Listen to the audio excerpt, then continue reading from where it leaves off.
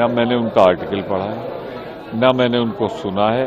तो जब तक मैं सुन न लूं, मैं कैसे प्रतिक्रिया व्यक्त कर सकता हूं? लीडरशिप हमेशा मेरिट से आती है और लीडरशिप मेरिट से ही आई है। पंडित जवाहरलाल नेहरू इस देश के योग्यतम प्रधानमंत्री थे।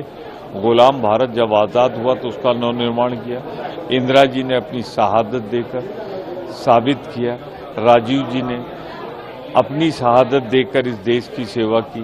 तो अगर कोई गांधी परिवार की बात करता है डायनेस्टी के मामले में, तो त्याग, बलिदान, योग्यता इस परिवार में जो थी, जितना त्याग बलिदान एक परिवार ने हिंदुस्तान में, मैं कहूंगा दुनिया में किया है, गांधी परिवार ने। जवाहरलाल नेहरू 12 साल जेल में रहे। कौन ऐसा परिवार है? भाजपा एक परिवार बता दे। उनके लोग, उनका जो संगठन था वो तो अंग्रेजों की मुखबिरी कर रहा था। अंग्रेजों को पत्र लिख के आरएसएस ये कह रहा था कि अंग्रेजों की फौज में भर्ती हो जाओ। तो इनका क्या? जब वक्त आया, गांधी के साथ खड़ी हुई कांग्रेस, गोडसे के साथ कौन खड़ा हुआ? भाजपा से जुड़े हुए लोग। जहां तक राजनीति का ताल्लुक है, इसका कोई रास्ता आप नहीं निकाल सकते। फैसला तो जनता को करना है लोकतंत्र के अंदर।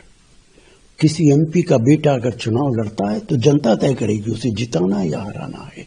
आप ये तो पाबंदी नहीं लगा सकते कि आपका बाप एमपी था इसलिए आप चुनाव नहीं लड़ सकते, आपका दादा एमपी था इसलिए आप चुनाव नहीं लड़ सकते। इसका कोई हल नजर नहीं आता। लेकिन ये सिर्फ राजनीति में नहीं है।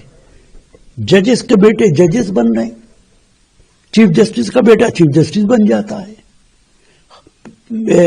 जितने ब्यूरोक्रेट्स हैं उनके बेटे ब्यूरोक्रेट बन जाते हैं।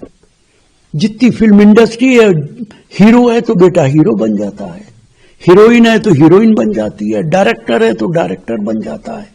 हर मैदान के अंदर ये हो रहा है, वो पॉलिटिक्स में भी हो रहा है। इसके सिर्फ कहने से कोई फर्क नहीं पड़ेगा। इसके रास्ते क्या निकालेंगे? मुझे तो इसका कोई रास्ता नजर नहीं। A very insightful piece has been written by Dr. Tharoor on how Indian politics has become family business. And in the opening of that piece, Mr. Tharoor has explained how the first family of Congress party, the Gandhi-Vadra dynasty, has been responsible for cementing this idea, this negative thought that political position and power can be matter of birthright. I applaud Dr. Tharoor for speaking something that I spoke about 7-8 years ago within the party. But I just hope that the same repercussions that were brought upon me for speaking against the Namdar Rahul Gandhi do not follow on Dr. Tharoor. Already Dr. Tharoor has been sidelined for showing a mirror to the foremost nepo kid of India, Rahul Gandhi, on Operation Sindoor. And now also his article, the Namdars, nepo kids of Bihar and of India, that is Tejaswi and Rahul, they may take it quite personally.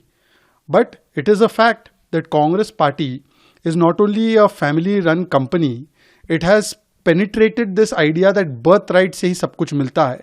And therefore Dr. Tharoor should be applauded.